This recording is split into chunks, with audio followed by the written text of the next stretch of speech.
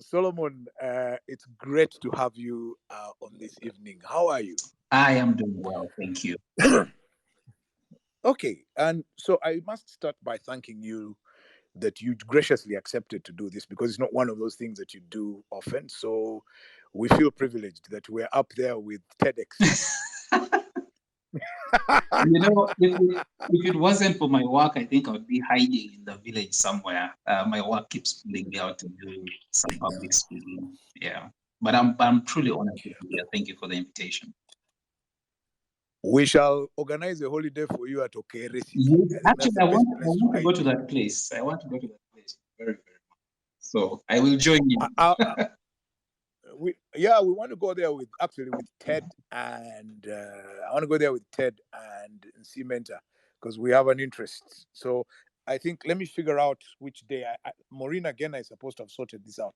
Let me look for her. Yeah. So I must ask you, Solomon, the question that I ask everybody, and it's a very, very simple question. All right. We need to establish whether you were born. That's always the first thing we do. And the question to ask you is, were you born as a robot?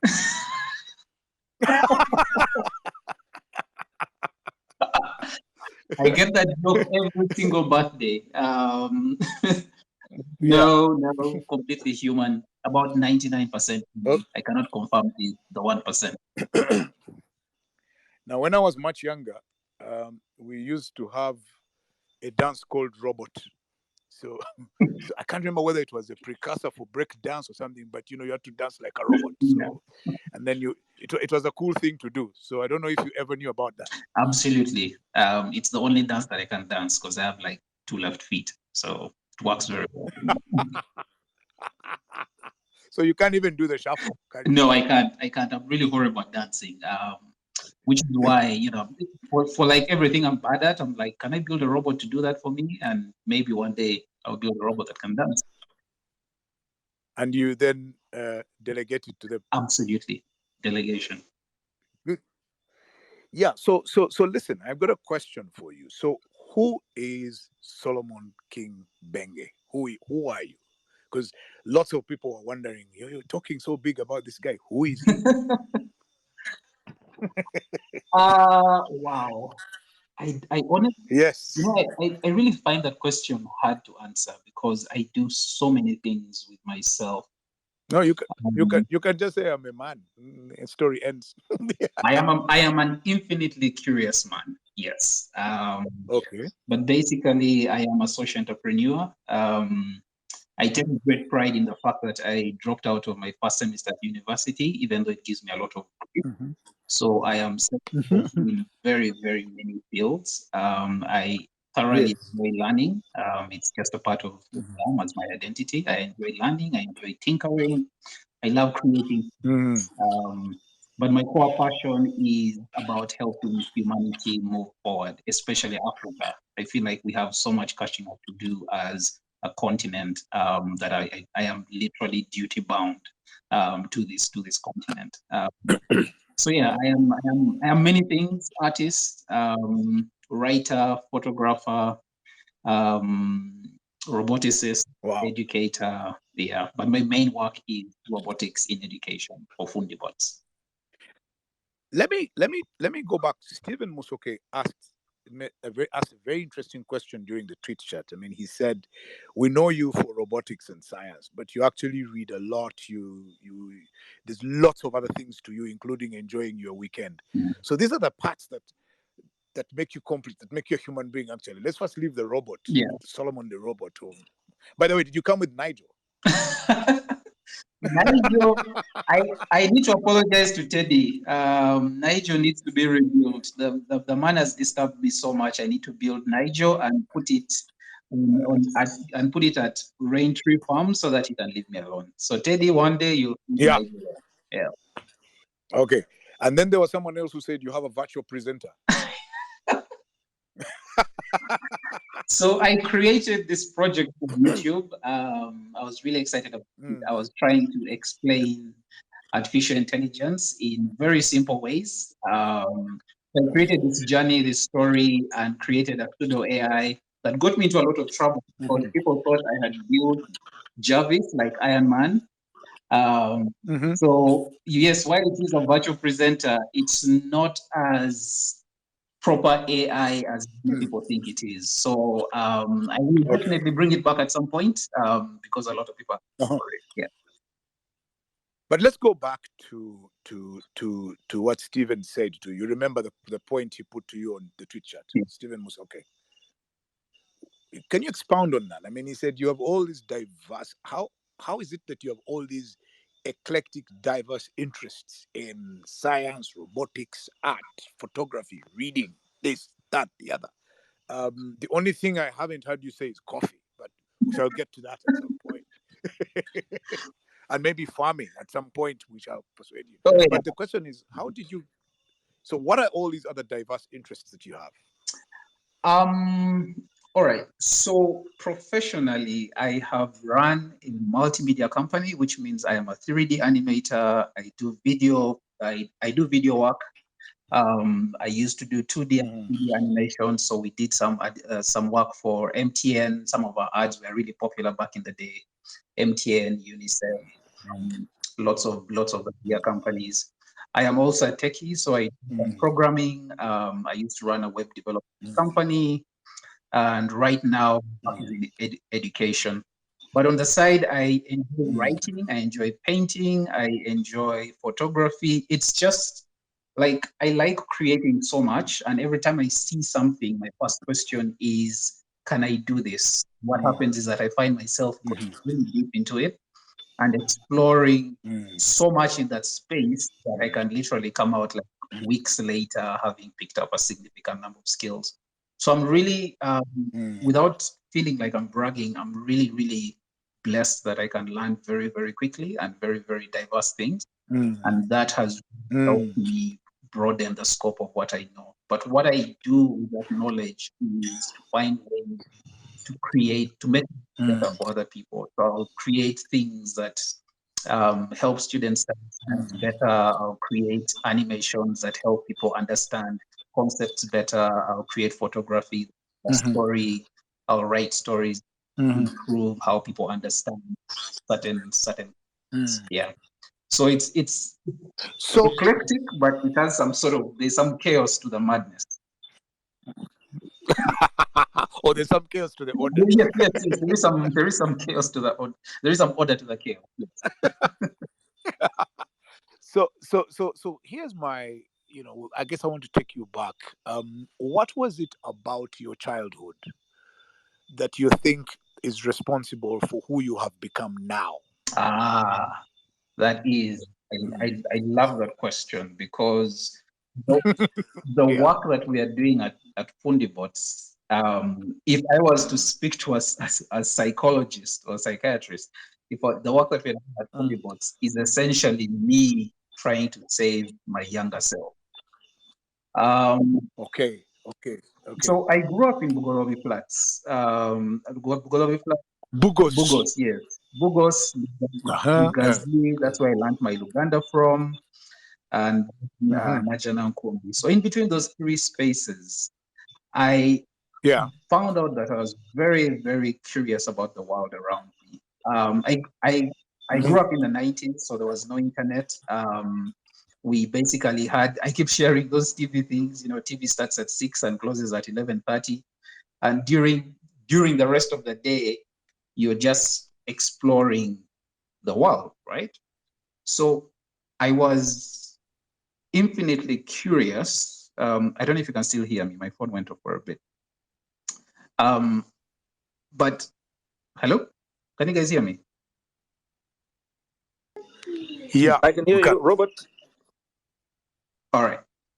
So when I was Yeah, we can hear you, Solomon. We can hear you loud and clear. Go ahead. excellent. When I was growing up in Bugolobi Flats, my cousins still tease me to this day because I would spend my time looking in, those big dustbins that used to be in Bugolobi Flats. I don't know if you know them, but basically the entire block would bring its rubbish and throw it in one dustbin. And I used to spend my time looking into those dustbins, looking for old electronics, old radios, cassette players, and I would basically try and understand what is it about these parts that makes someone appear on a TV or makes a voice come out of the radio.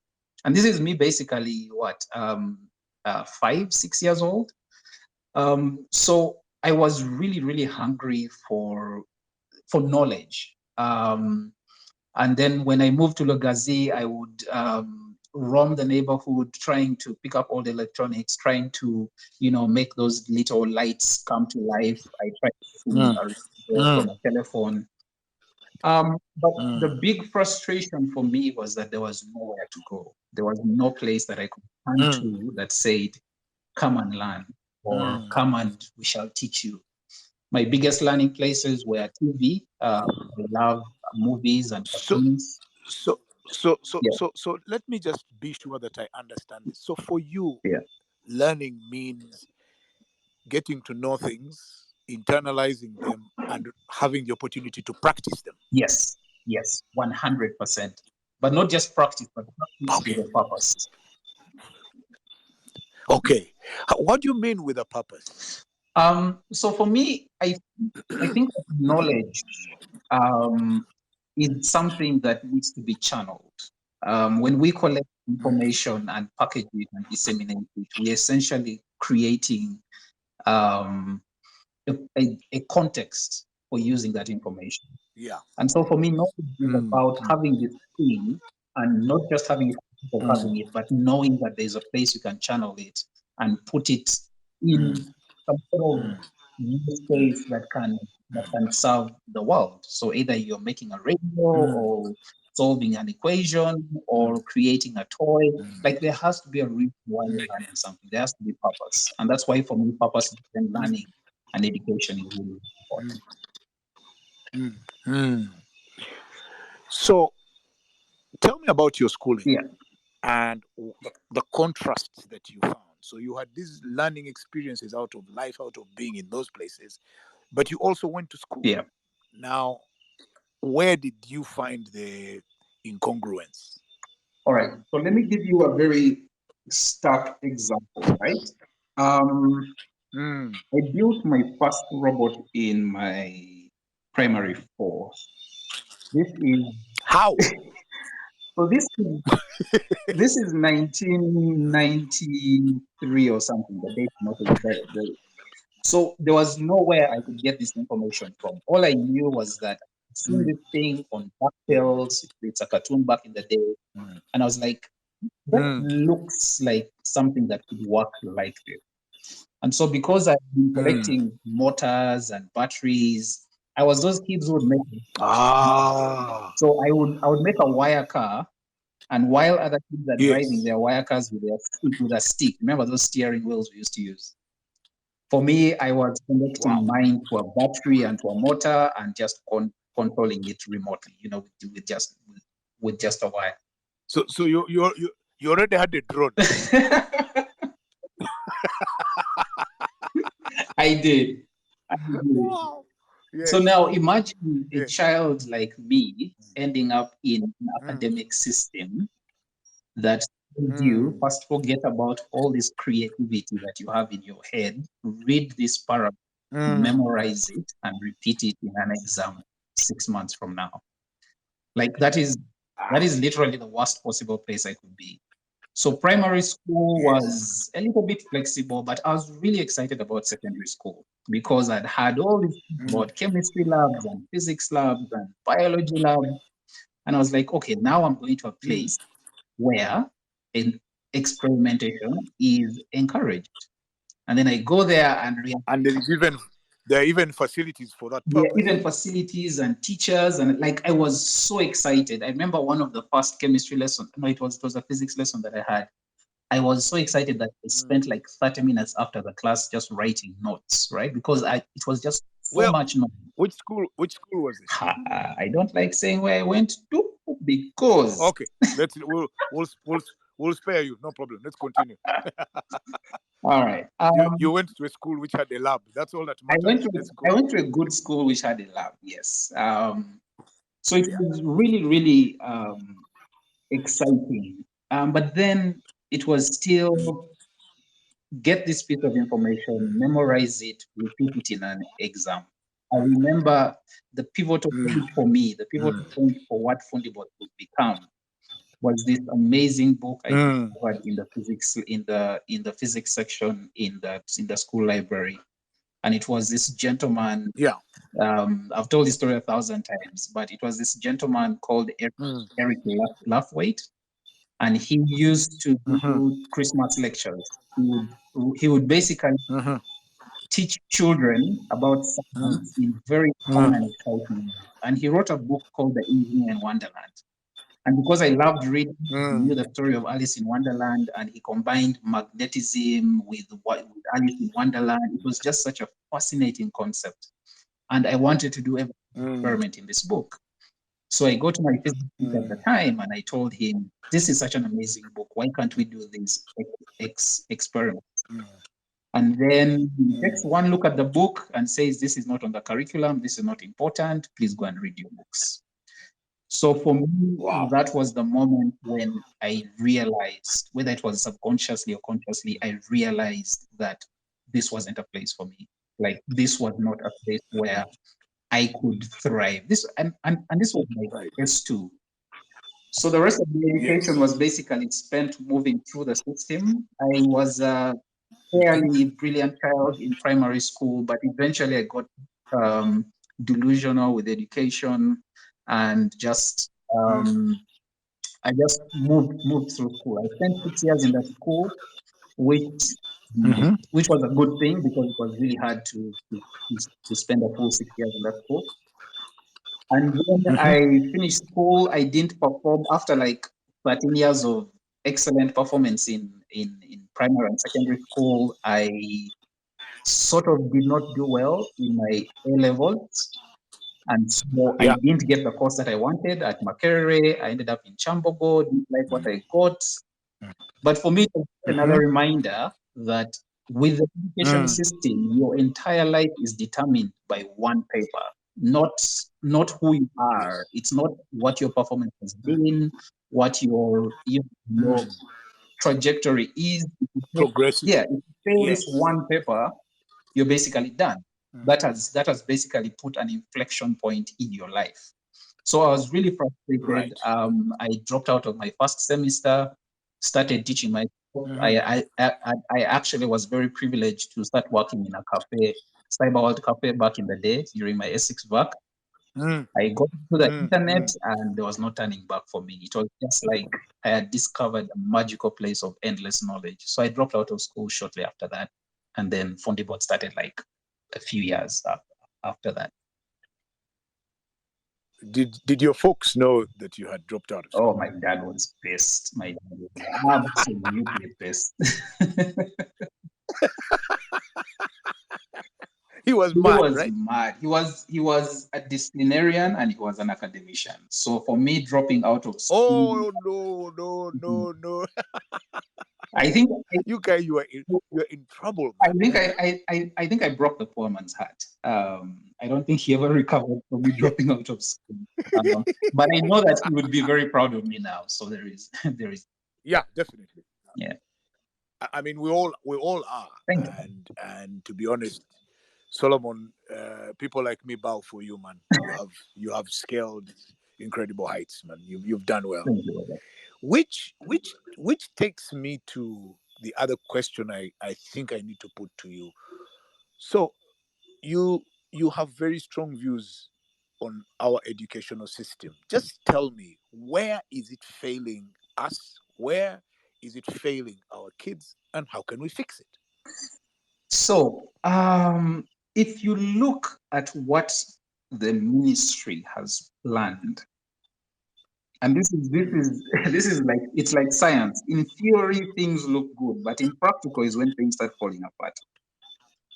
The Yeah. Ministry of Education has actually developed a lower secondary school curriculum that addresses some of the issues that I have, some of the things that I have issues with.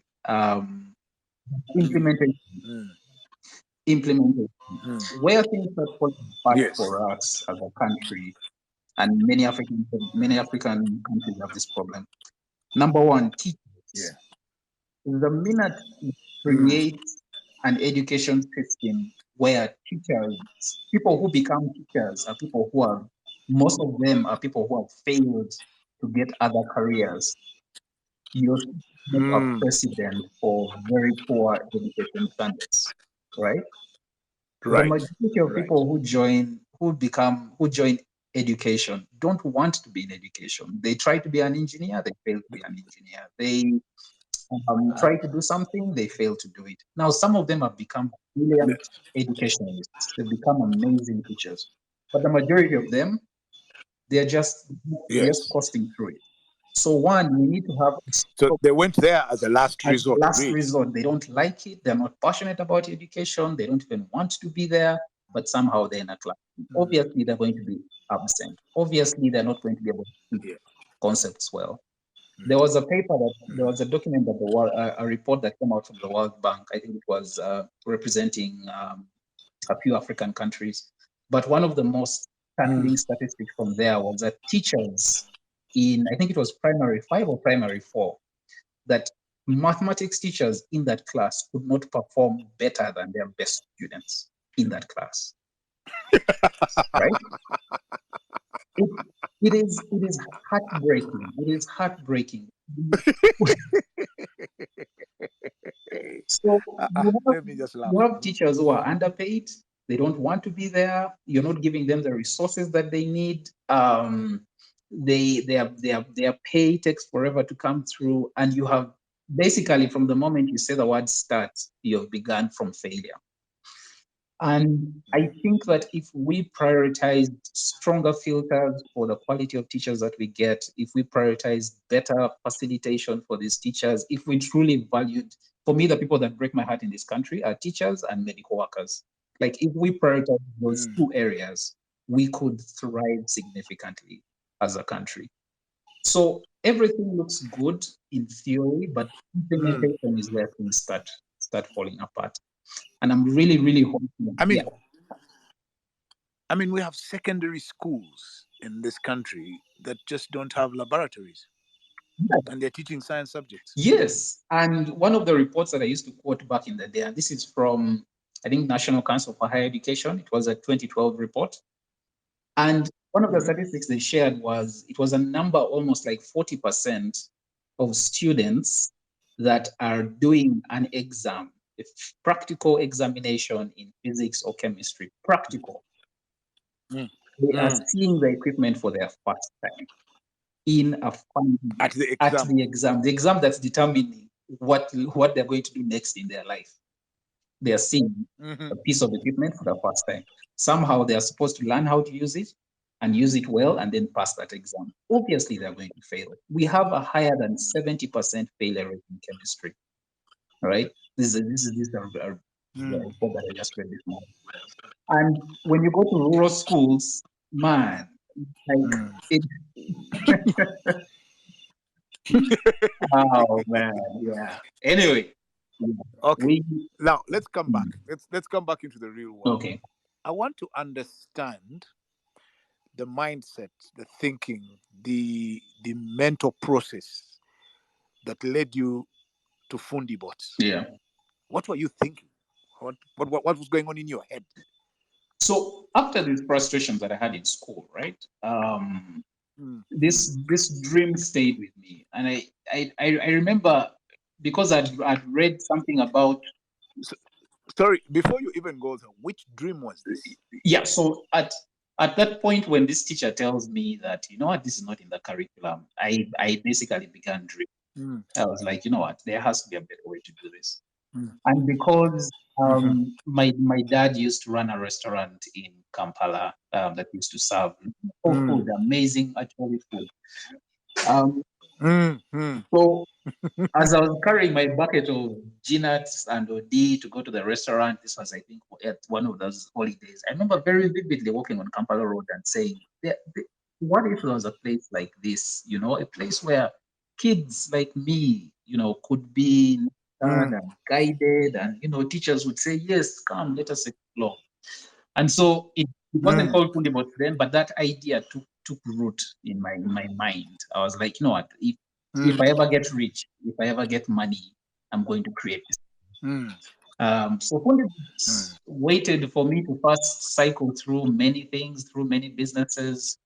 Then in 2010, actually, I credit Teddy for that inflection point in my life. He organized a conference called, I think it was a diaspora thing.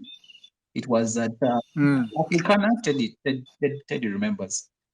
And he brought together lots of people from the government institutions who told me that I cannot be a scientist because I'm not qualified in anything. Even though I told them I was actually making robots, they're like, no, those are not real because you don't have the academic qualifications. Anyway,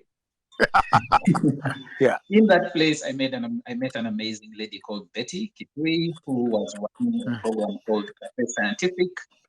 And what Cafe Scientific was doing was that it was taking non-curriculum science to schools. So when she heard me saying that I make robots in a spare room in my house, she immediately reached out to me and said, you know what, come and speak to my students. Come and talk to them about robotics.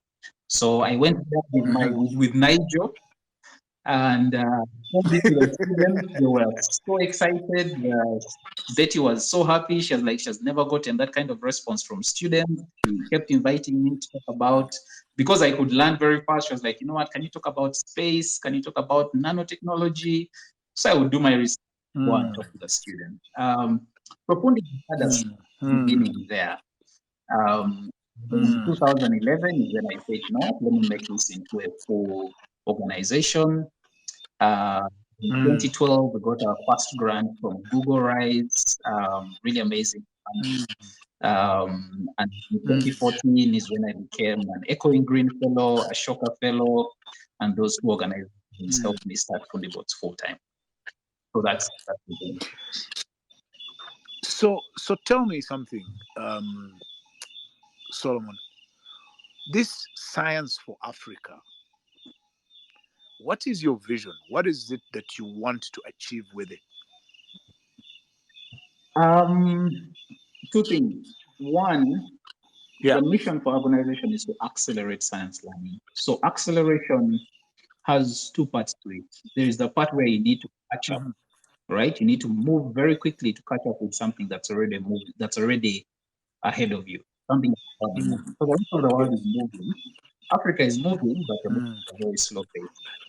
So the work that we are doing to accelerate that movement, starting with education, essentially help us catch up to where the rest of the world is. The second part is to accelerate beyond.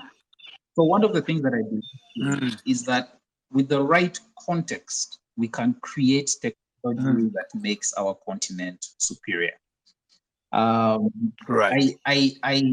I don't like to quote this because every time I say it, people roll their eyes. But when I watched the Quantum movie, I was like, this is the Africa that I see, an Africa that has fused its core traditions with modern in ways that is just like, you look at the design and the aesthetic and the technology, and they're using beads as computers. They have these African pattern necklaces and tech, and this utopia. And I was like, if we could collaboratively and collectively combine our forces, we can create this Africa 4.4 thing that I keep tweeting about.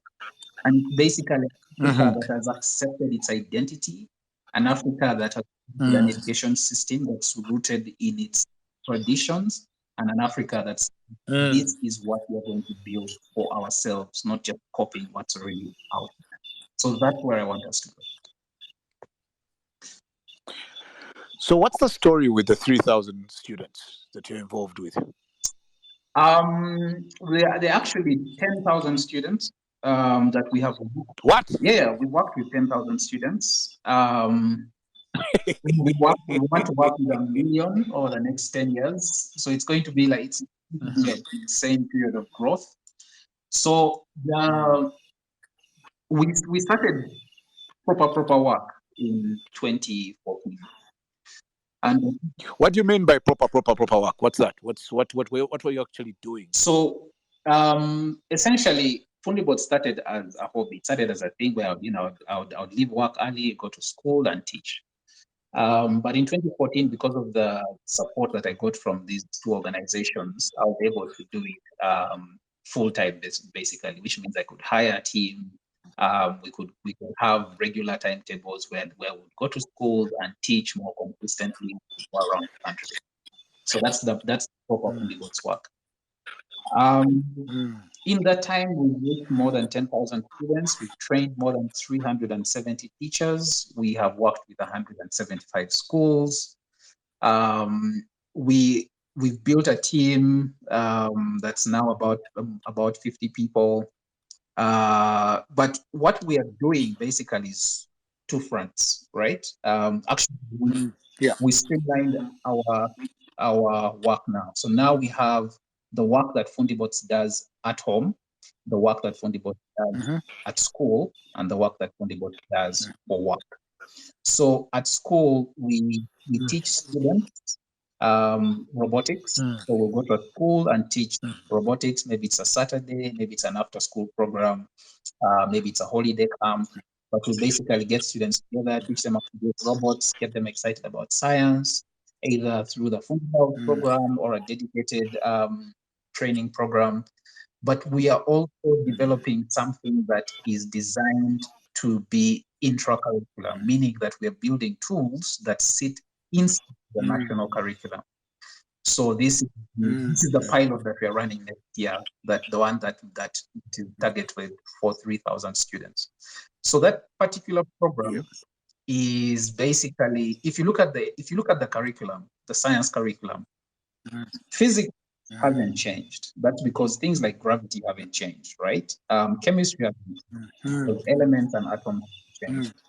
But because we don't have very strong practical learning tools, especially in rural areas, what Fundibots is we are unpacking the curriculum and saying, lesson 1, teacher is teaching this, lesson 2, we are teaching this, lesson 3, the practical lesson, let's build a tool we could use and demonstrate in the class.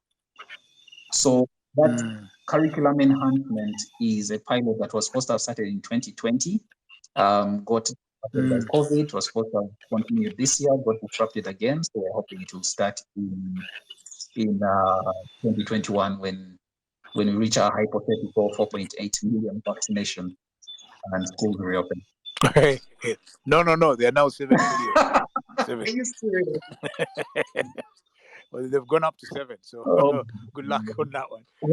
Robert, I am scared for the future of this country.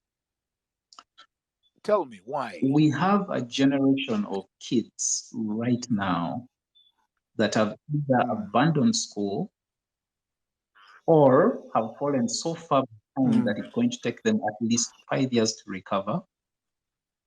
We have teachers that have literally walked away from the classroom and saying, I'm not going back. We have that have not been paid. Essentially, we have a crisis that's going to take us at least 5 to 10 years to resolve. It looks simple right now. But if you look at the long-term repercussions, you're going to look at, first of all, the number of girls that have been defiled and raped by men just because of the schools is heartbreaking. Yeah. The number of students that are not going to be able to continue with education is heartbreaking. And it looks easy now, but the repercussions are bad. And we are going to start seeing these things in 3, 4, 5 years. So we need the schools back open. People don't understand how urgent it is. Here in Kampala, we're like, our kids are doing online learning. Trust me. Like someone said, Kampala represents Twitter represents 3% of the country. And yet we make noise like we are 90%. No, I actually think even 3% I think is a bit exaggerated. Well. Right? It's sad. It's sad. I really hope I don't know.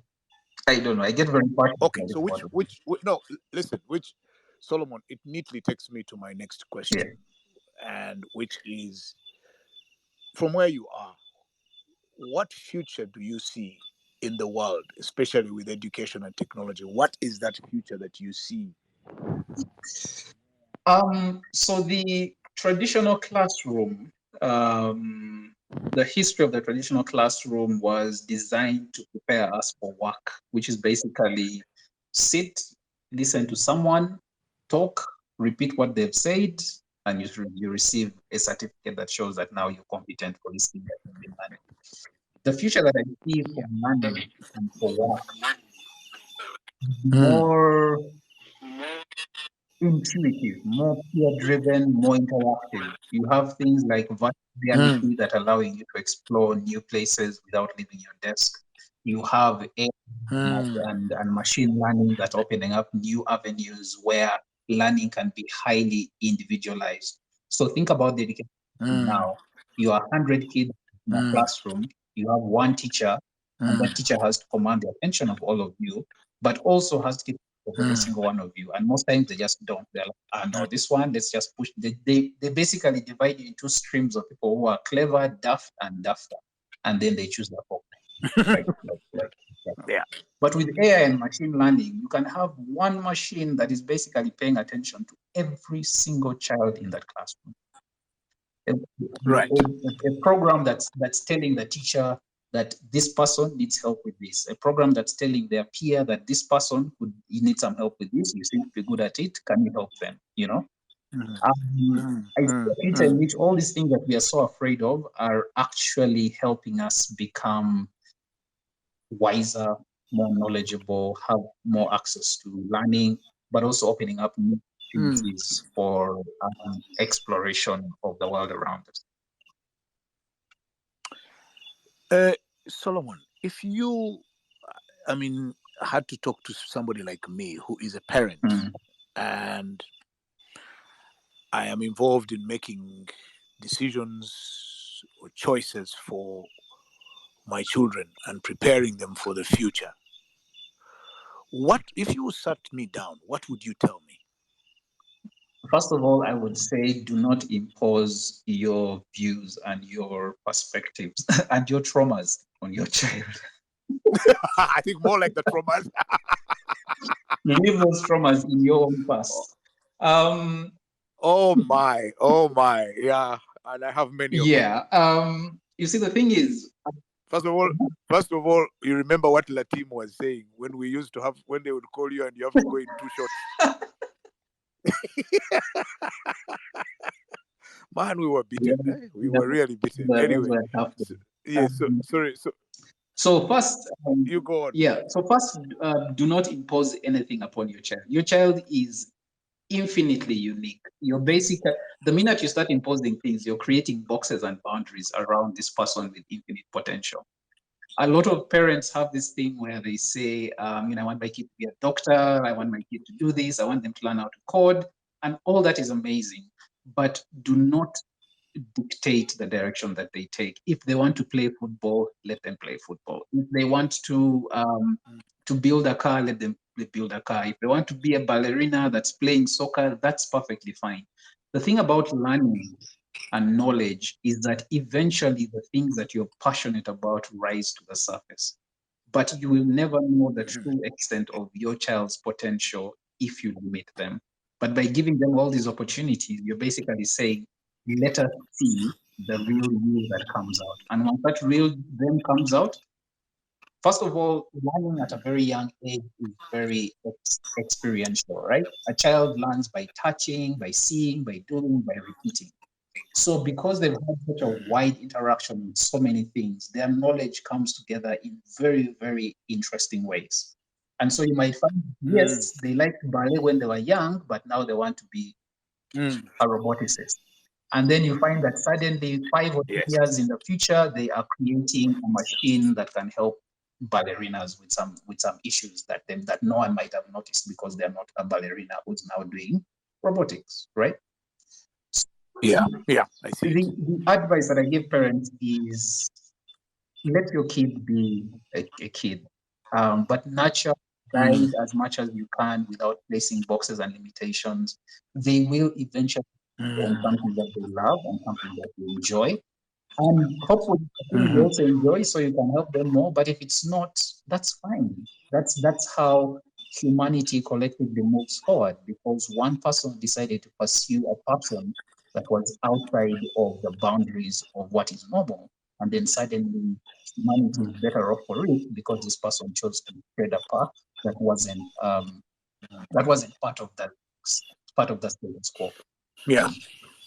Yeah. But then, okay, so which takes me, I mean, talk to me about all these new um, uh, skills and areas of work, that are coming up and that are creating new training. I mean, things like robotics. I hear people talking about quantum computing. Yeah. Somebody was talking about computational biology. My friend, I was lost. Don't laugh at me. So how is the world creating new areas that those of us who came much earlier before don't know about? Yes, and this has been happening for the last what 5, 10,000 years. For as long as humans have been in existence, we've always been exploring and creating. We didn't reach here through some sort of siloed, singular path of adventure. What happened is that everyone explored something different. When I was Mm. just if I came onto this call, a video popped up in my feed, Yeah. and I was shocked at how relevant it was. It's basically Hmm. automated research lab that allow, yeah. What? So you know how a scientist or a researcher will go into a lab and begin mixing chemicals and begin testing them and measuring them Mm. and seeing results come Mm. out. In this Mm. case, Mm. Mm. you sit at your computer in Nigeria, Okay. you log onto the system, you write a program that explains in detail what you want your experiment to be about. You hit send. Yeah. This robot analyzes what you're doing, what you've requested for, and then begins mixing the experiments for you and then tells you when it's ready. Now, Yes. the thing, this chemist or this biology who entered these equations is no longer just Mm. they are now a programmer because they Mm. need to send the robot Mm. instructions in code for it to understand what, Mm. right? And this Mm. robot Mm. has essentially saved this one chemist and maybe Mm. 100 others hundreds of hours of research time, because this thing, I read it somewhere, that it's able to do something like 36,000 sorry, that was a legal robot, but it's able to do something like 100 or so experiments within minutes, right? So now you, who would have done the same experiment in like 4 hours, imagine the time that it's helping you to narrow down for your research. You're basically, and you don't even But have to pay for this equipment, which costs millions of dollars. You now have access to it from your PC. So it's opening up lots of potential. It's opening up a lot of mm. opportunity for research, viral research, protein foldings, all sorts of things. And all of this is just simply because machines are able to do things faster and more efficiently than human beings. And lots of fields are becoming more and more available. But there's something else which I want you to help me understand. Yeah. I mean, listening to you throughout, you're obviously incredibly knowledgeable, and you have taught yourself so many of these Thank things. you. Learned them on your own. You didn't go and sit in a classroom and do a PhD or something, whatever it was. Although you sound like you have a PhD, actually. You may be lying to us, but anyway, we'll figure it out. So the question that's going on in my mind is, what are the personal attributes and disciplines or whatever it is or principles that have made you into this kind of person that is able to not just acquire so much knowledge but figure it out, as you said, the context, and apply it and be at the level at which you are? I mean, a video like that you've described pops in and you immediately know you've got to watch it and Yeah. internalize what it says. Me, if a video like that popped into my feed, I'll most likely be more interested in the video of the guy who knocked the border guy and was being stoned to death. Which I also So watch, by how the do way. you but how do you orient your mind so that you don't spend your time on dancing cats and things like that, but that you orient your mind towards growing and expanding and being what it is? What are the principles? What are the things that get you to do this? Oh, that's a tough one because I actually spend a lot of. You I, you have tough questions. I don't believe you. There's no. it's tough because I actually spend a lot of time watching cats dancing on YouTube. So I don't. But I think for me the thing is it's like when you have a shirt or a short that has like a thread poking out, and then you start pulling that thread, and then next thing you know, the entire shirt is gone because you've been pulling at this thread that's been holding the shirt together, right? So Yeah. I have, I don't know if it's a problem, but I have where if I see something that intrigues me, I click on it and then just dive deep. So for me, it's just I don't even know if I can call it any sort of discipline. It's just curiosity. So I just like to explore and learn new things. And the only way that I keep it overwhelming me is that one, I always know the priorities that I have.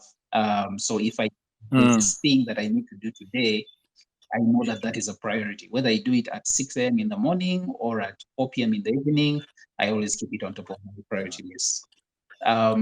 So I believe in deep focus. I believe in something called Kaizen, which is a philosophy of continuous self improvement. I believe in again purpose driven learning. So basically, if I'm learning something, I'm always asking myself, so why or where would I use this? And the problem is, the minute you see the why or the where, the journey actually becomes much more interesting. So most of Yeah, the and in earnest. yeah, most of the times I have to consciously pull myself from a rabbit hole because I know if I dive too deep, it's going to be a few days before I return to normal. Um, yeah, so I wouldn't say that I have any philosophies. I just have a lot of discipline for my time. Even when I decide to have, to take a break, I'm like, you know what, I'm just going to do this thing. And whether it's meaningless or not, it's a thing that I've chosen to do now, and nothing else is going to interrupt it. And you focus on it and do it, Yeah, and for whatever it's yeah, worth. and that's it. So let me ask a personal question. Do you have a family? No, I don't.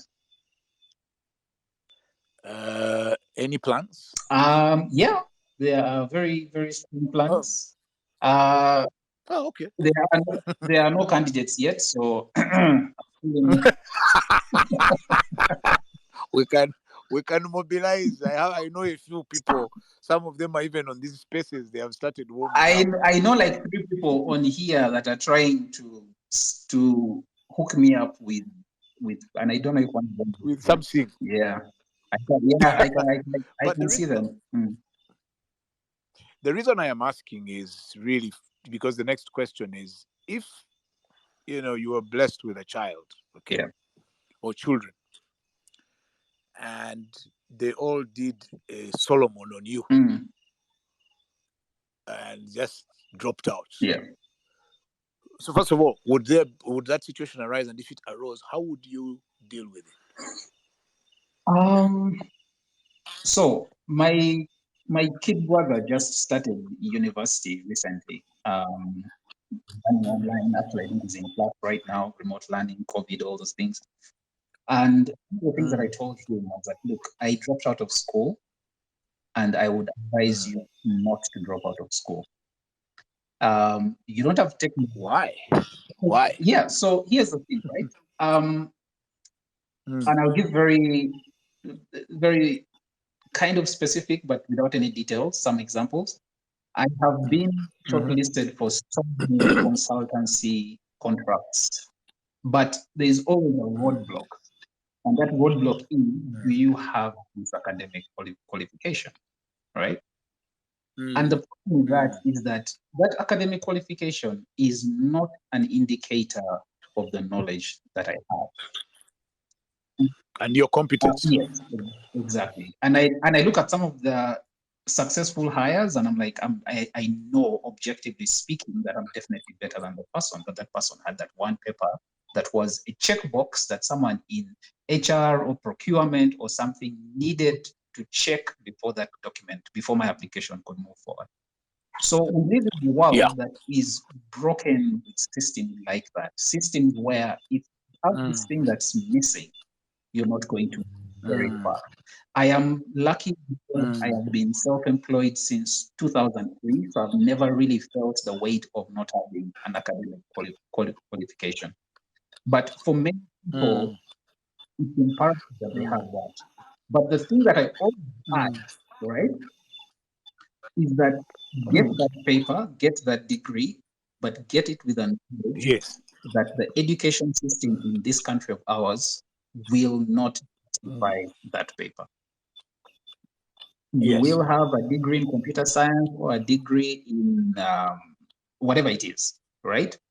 But that you have that degree will not match the amount of knowledge that you have acquired. So what I always encourage, what I told my brother as well, what I would tell my kids is that always supplement your classroom learning with outside the classroom learning. The internet, I like to say the internet is the great equalizer. You can learn anything on the internet, and you can learn it in a far more competent way than any university in the world will teach you. The only thing that you miss is maybe $1 million research lab. But if you're able, if you are a university student listening in on this call, and you are sitting in class learning from the lecturer or from the department and thinking that that is sufficient knowledge, I have bad news. You are most likely learning less than 20% of what you should be learning. The remaining 80%, you have to get it inside the classroom. You have to go Yeah. online, hit the streets, whatever it is that you need to do to justify that degree. Because if you say you have a degree from Makerere University or whichever university, and then you go out there and compare it to what someone with a similar degree in another university has done, you will begin seeing the issue. So my advice would be, by all means, please get that document, because it's like a passport, but it is not the only thing that you need. You need to supplement it. But also, even if you Yeah. choose not to get it, even if you choose to drop out, there are so many opportunities and avenues for success out there that will keep you happy, that will keep you well paid for a very, very long time, as long as you're disciplined, diligent, and hardworking. So there are your principles. You've just laid them out. Yet you said you didn't have any. Diligent, disciplined, and This hardworking. is Then on top of that, we put curiosity, university, yeah. put the love for learning. Yeah. Man, you have some really deep principles, which I want you to help me to describe. What would you say in the Ugandan tech world today amounts to great opportunity? What do you see as the opportunity today that will take a lot of the young people who are trying to break through in the tech world or innovation world, as it's called? What do you see? So the thing is, Africa's challenges are very unique to Africa. So traditional opportunities are still very much there. So moving money, for example, which is a very huge thing. Fintech, my good friend Stone and Eversend are doing amazing work in that space. There is so the way that I like to look at education and robotics, especially, these are solutions that are waiting for a problem. And once you're able to identify that problem, then you begin putting your knowledge to work. So Africa has so many opportunities in agriculture, in education, in finance, in land, in forestry. We actually are a melting pot of problems, right? Uganda especially is a melting pot of problems. We have like all the problems that the world has are seated here in this country. So all you need to do is figure out which of those problems require them You want to you want solve? to solve, yes. And if you want to do it for money, figure out which one has the biggest market. If you want to do it for Okay. impact, figure out which one will have the most immediate impact. And then you can just channel your learning, whether it's IT or computer science or law or medicine, whatever it is. They just an insane number of opportunities are available to us. Okay, Solo, this is the time when I open it up for people who may have comments or questions or things they want to say to you. And we start with the man who has had to drop out of his career and pursue a career in roasting meat. So those are some of the things we're talking about. Tony. Solomon, at least one thing for a fact is that a robot won't take away my job, right? Yes, for now. Intuition. I just want to be sure. Yeah. I just want to be sure. But you know what's kind of interesting, and I like the fact that you touch on this idea of education. You know, right now there's a certain group of people who are really pushing for science, okay, Yeah. and pushing for arts, on the sidelines, and science should be the thing. And in discussing the same, what we're also seeing is that a lot of the sciences, like you mentioned, is very impractical. It's theoretical. So a lot of these guys actually get to interact with a lot of these gizmos or robots or such ideas in a laboratory at school. So and usually towards the end, so it doesn't really make it more practical. Yeah. But also we know, as the world progresses, that robots are really taking over many manufacturing floors. Yeah. I mean, if you get into most industrial complexes, you'll find that human beings are being replaced by robots. What does that feel or seem like in your space when it comes to the idea of sciences per se as a pursuit in terms of education, vis-a-vis what we see as the future? AI is going to come in. AI is already disrupting. Machine learning is already disrupting so many industries, and it's getting crazier by the day. Yeah. What does that seem like in terms of the future of sciences as an education avenue for most people? So first of all, I will say that the singular focus on science as the future is a wrong focus. Humanity doesn't live in isolation. Communities don't live in silos. You don't have a community of scientists living away from communities of artists. We need each other. We are intricately connected. And I think that there should be an equal focus on sciences and arts. And just because geeks are the ones who are creating all these tools for connectivity doesn't mean that they're the ones who need to be focused on. You can make the argument that creating a science-centered economy can lead to economic growth, but that should not be a determinant of which learning area is more important than the other. If anything, you should just say that we'll give an increased number of resources to setting up labs and innovation spaces, but not to discriminately say that artists or art teachers are not important. And I hope that doesn't be trouble. Coming back to your question, it is very unfortunate that technology is taking jobs. I want to preface my answer with that, because generally when people talk about this, people care more for the machines than for the humans.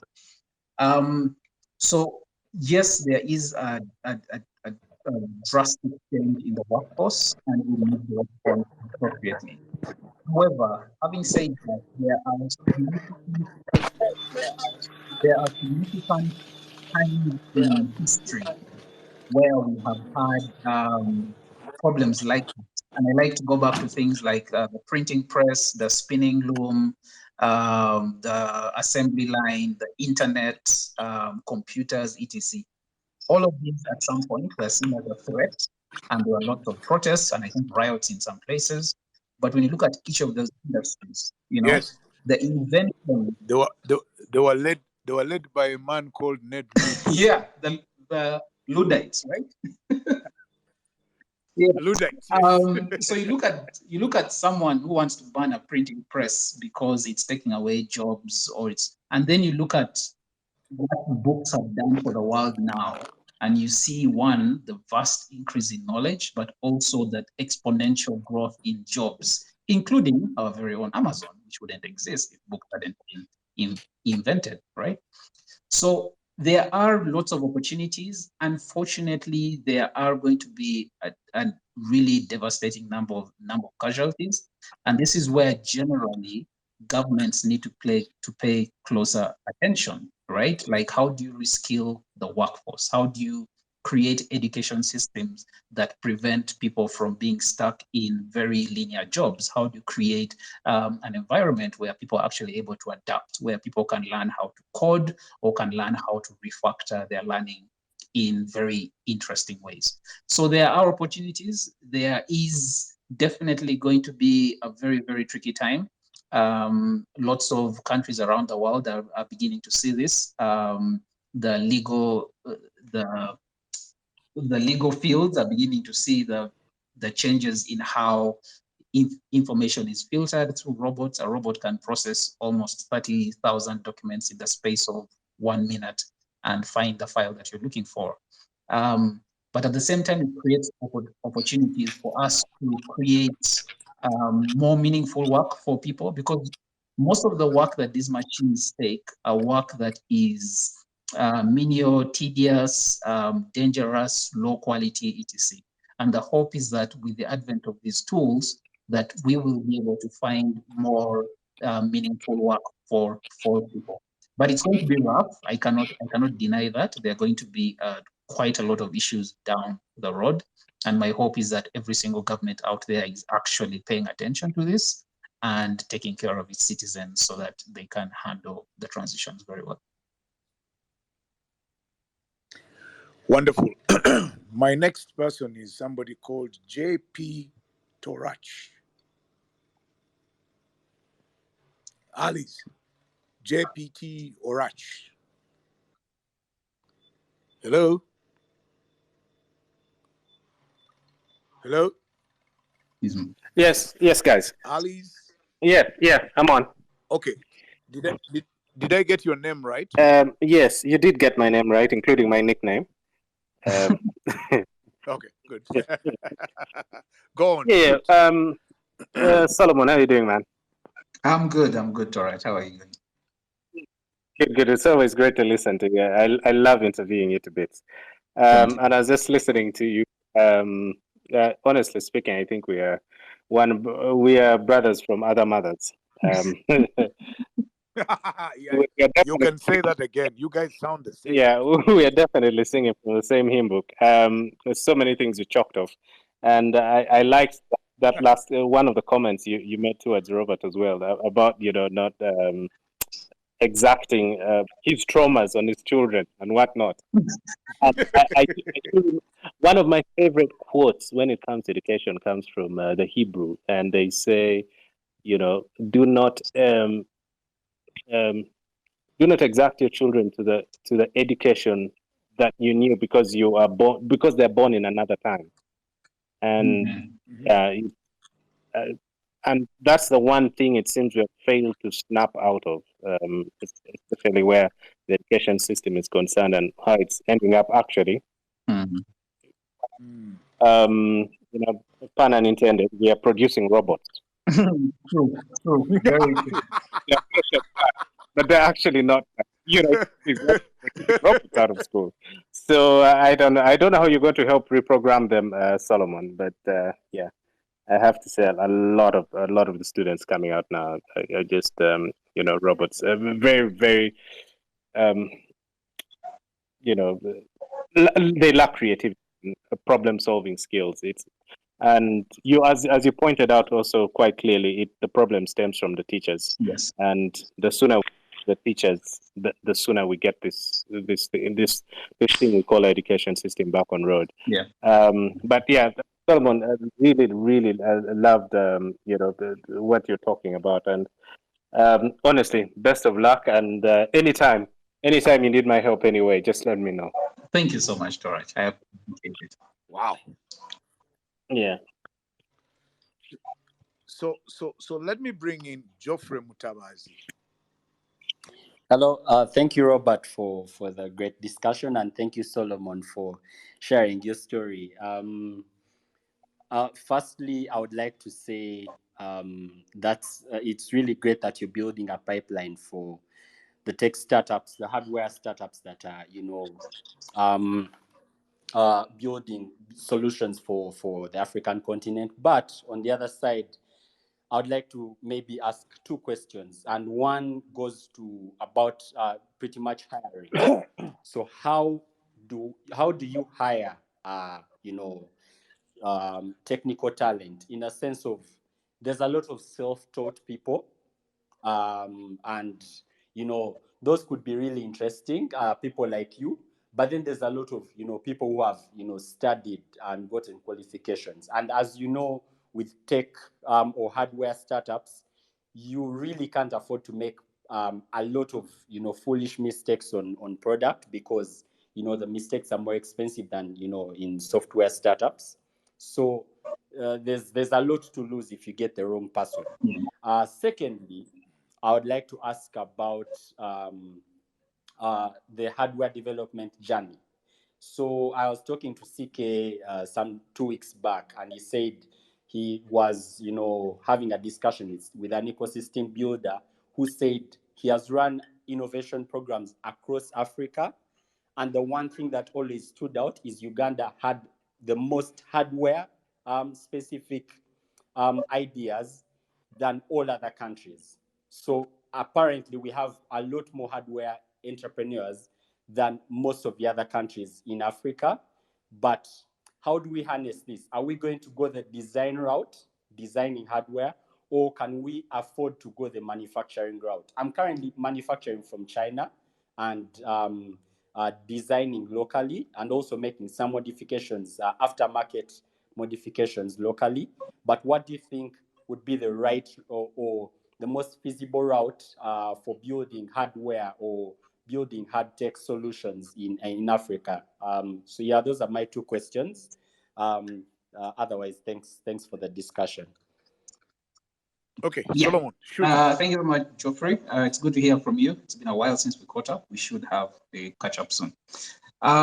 So how we hire for technical talent is, for us, our pipeline is made mainly through interns and volunteers, because it gives us an opportunity to sort of see people, to look at work ethic, to look at skill sets, to look at passion, to look at commitment, etc. And so our volunteer program is a really intense training program. Our internship training program is really intense training program.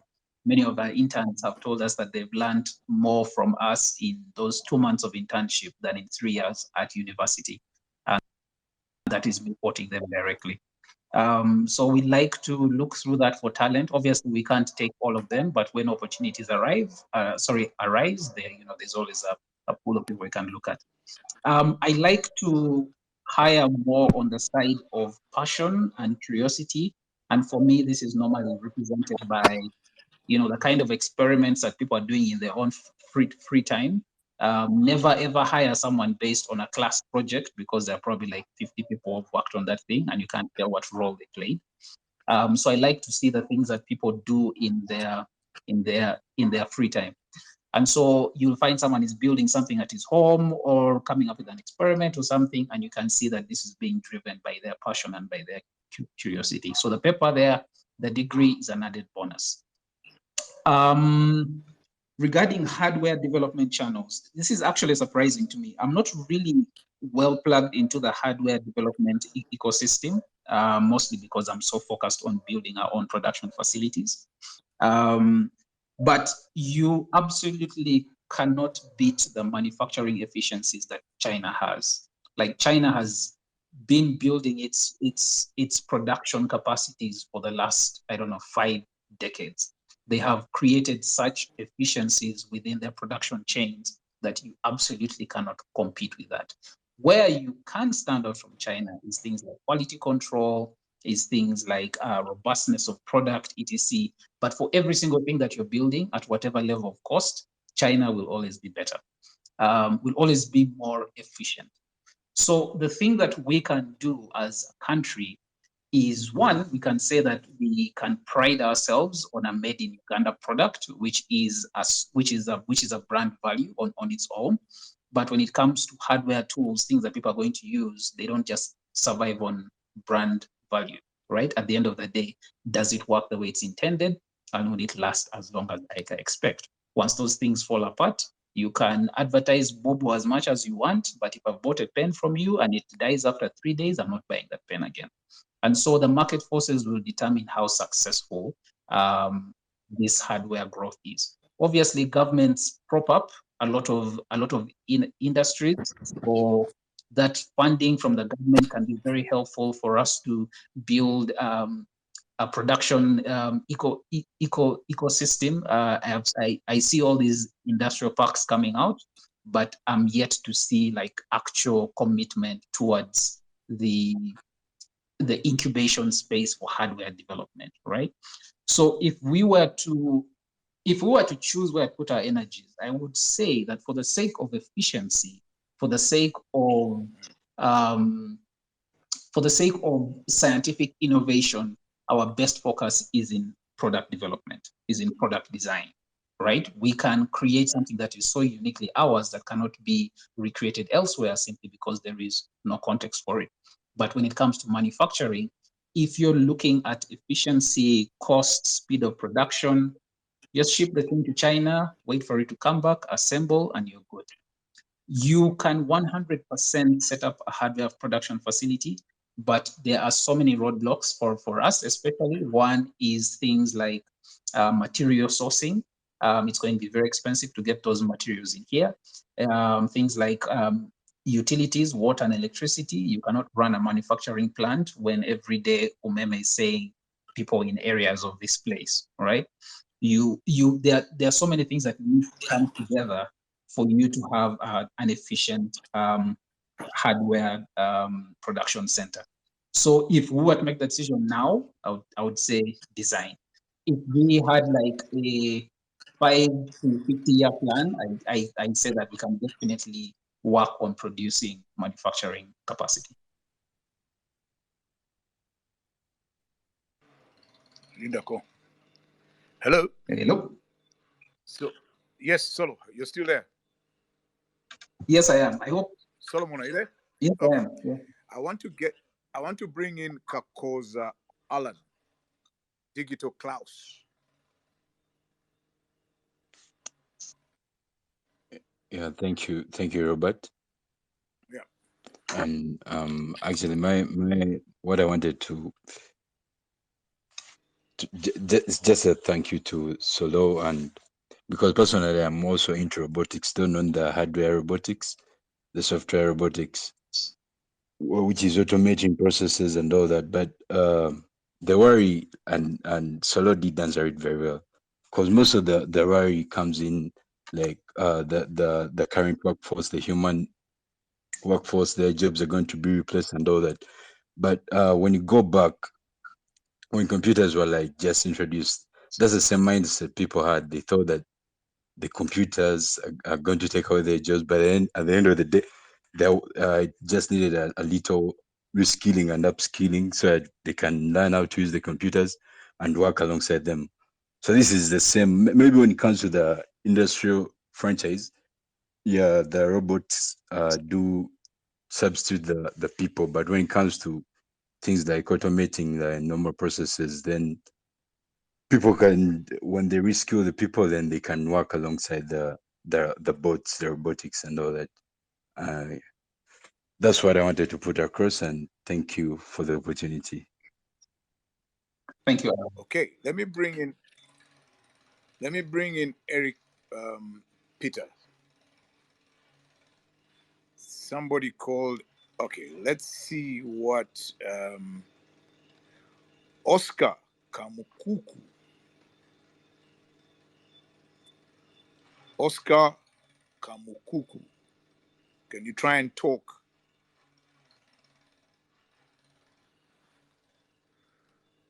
Oscar, can you speak?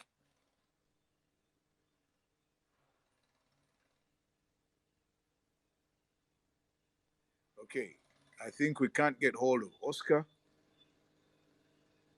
So let me try the Matunda man. The Matunda man. Hello, can you hear me? I think we can. Oh yeah. Yes, we can. Yeah. I've been network issue. First of all, I'd like to thank Solomon for everything he does. This guy is like, to me, he's like the African Elon Musk of sorts, or even better. By the way, Elon Musk is an African. You know that?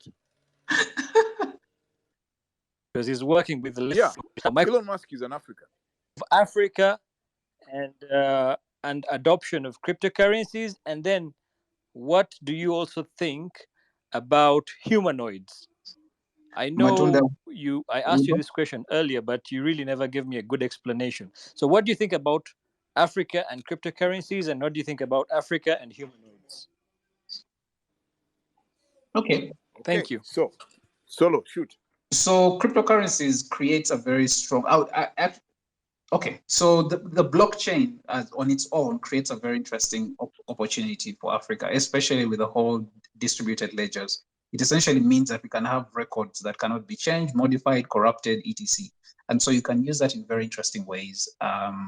Cryptocurrencies, voting, land rights, etc.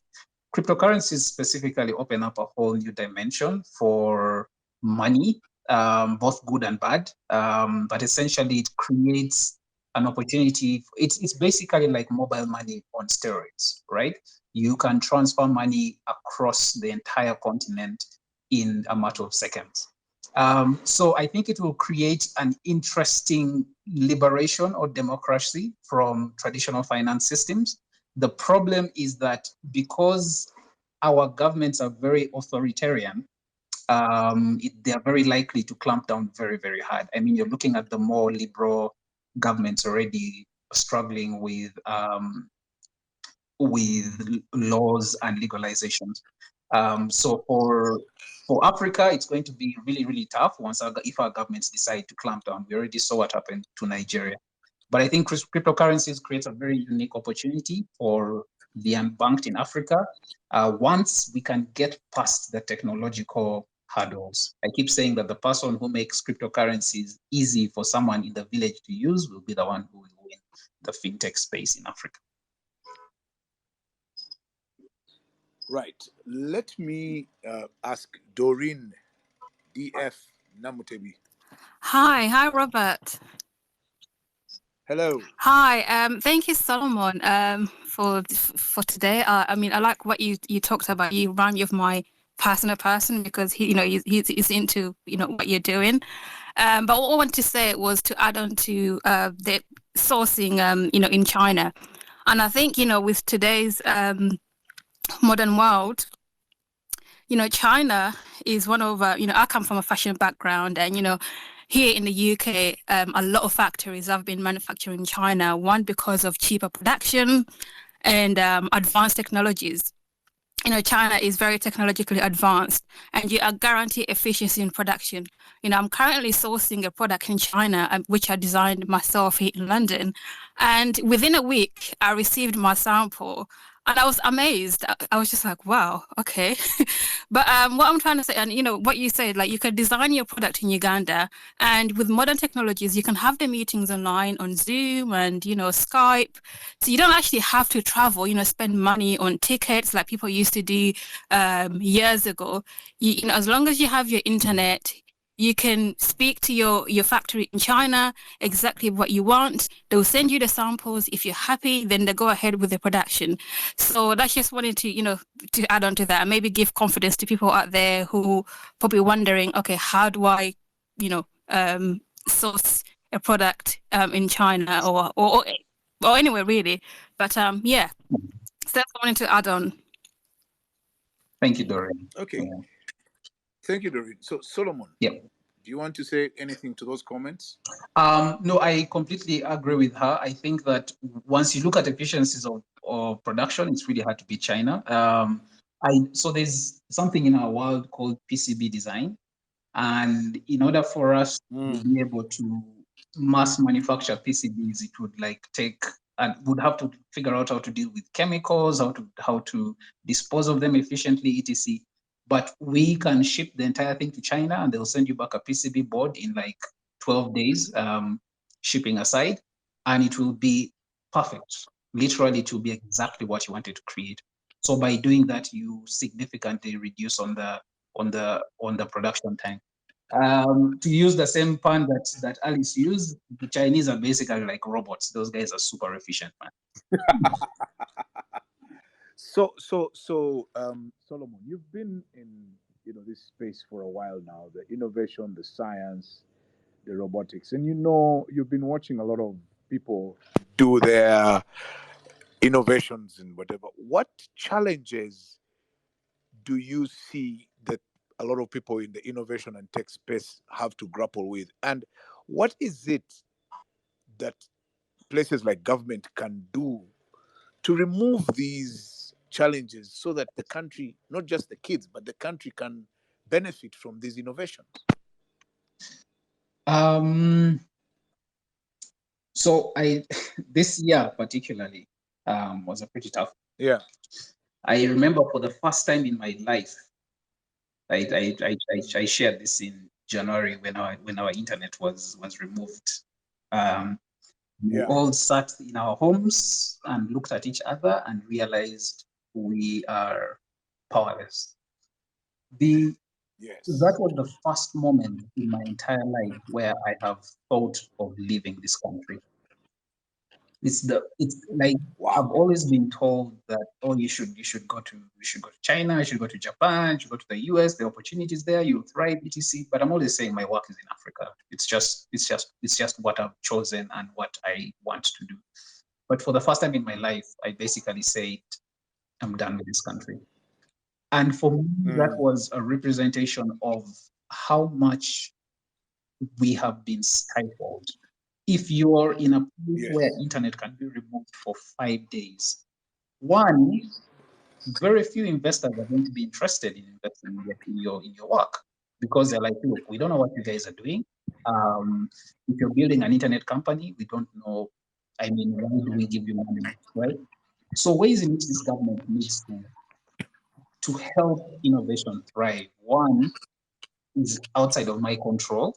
That is corruption. There are so many innovation initiatives that die simply because there is a roadblock between someone getting the resources they need and getting that product out there. We need to get rid of that. I don't know how the politicians in this space can figure it out. But two, we don't have that many. When we look at infrastructure, we look at power, we look at internet, we look at technology, we look at the hardware that we need, we look at the education system. I mean, that's outside of infrastructure. But the foundation for innovation is always going to be something as basic as electricity. If you do not have electricity, consistent and stable electricity, 10 kilometers outside of your major cities, then you have a problem. Even in your major cities, you have a problem. If you don't have consistent and efficient internet within that same radius, outside of that same radius, you have a problem. So we need to critically focus on building the infrastructure that allows innovation to thrive. And when we talk about innovation, we're not just talking about sciences, we're talking about the arts as well, access to information, sharing of information, videos, production, sports, etc. All of that is now powered by access to these basic utilities. And then at the bottom, at the very top of all of that is basically the education system. Education is literally, it's a lagging indicator. I don't know, is it a leading indicator or a lagging indicator? The education might be lag. The education that you have now is an indicator of the quality that your country is going to be in 15, 20 years from now. So if we are failing now, we are literally failing 50 years into the future, right? We need to start solving these issues today. We need to start solving these issues now. There's this famous saying that the best time to plant a tree was 10 years ago. The second best time is now. So the best time to have solved the education crisis was 10 years ago. The second best time is now. If we do not solve our education crisis, we are going to have a much, much bigger crisis on our hands in the next 10 to 50 years. So, Solomon, the final question is from me. Tell me, this journey that you just described from the moment we started the conversation, what have you learned about life from that experience? I think primarily the last 2 years have taught me how fragile humanity is. We have been brought to our knees by something we can't see. This fragility also basically is about how we rally together as people. The whole selfishness, because it's my right, so I don't want to do this thing because, this thing that's supposed to protect humanity as a whole, someone doesn't want to do it because it violates their rights. It's also showed us how fragile our systems are. Education system, healthcare systems, transportation, etc.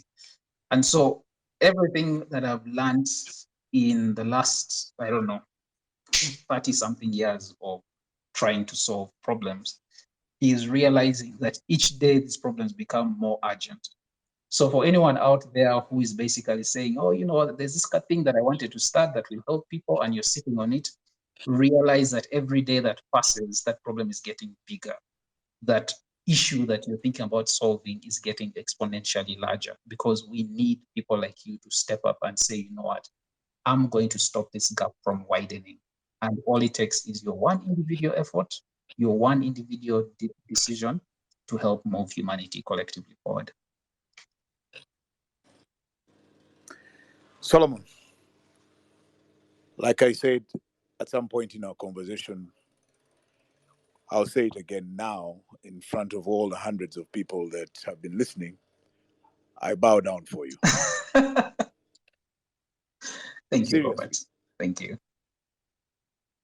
You are very impressive, especially in the way you synthesize and understand our problems, especially in education. And I'm really, really honored to have had this conversation with you. Thank you. Same here. And I want to thank you on behalf of all the people that come on these spaces, because you've just blown open their minds and allowed them to think differently. So thank you for giving us back. Thank you as well. Thank you. And so I don't know if you are interested in shares, but tomorrow I will be talking to Mr. Kenneth Kitariko, who used to buy shares on behalf of people in unit trusts. So there's been a lot of conspiracy theories. Everybody has suddenly become an expert on shares and IPOs and things like that. So I'll be talking to Ken. I've known Ken many, many years, over 40 years almost. Yeah. And I know, and I worked with him on quite a few, on one or two of those transactions. He knows what he's talking about. So tomorrow he will be on Spaces. So if you want to really get an objective assessment of what to do when you've got offers like MTN IPO and any others that may come, he's the guy to listen to. So I'll see you guys tomorrow then. Fantastic. Thank you, Robert. Solomon, have a good night. Have a good night. Thanks everyone for tuning in, and have a good night.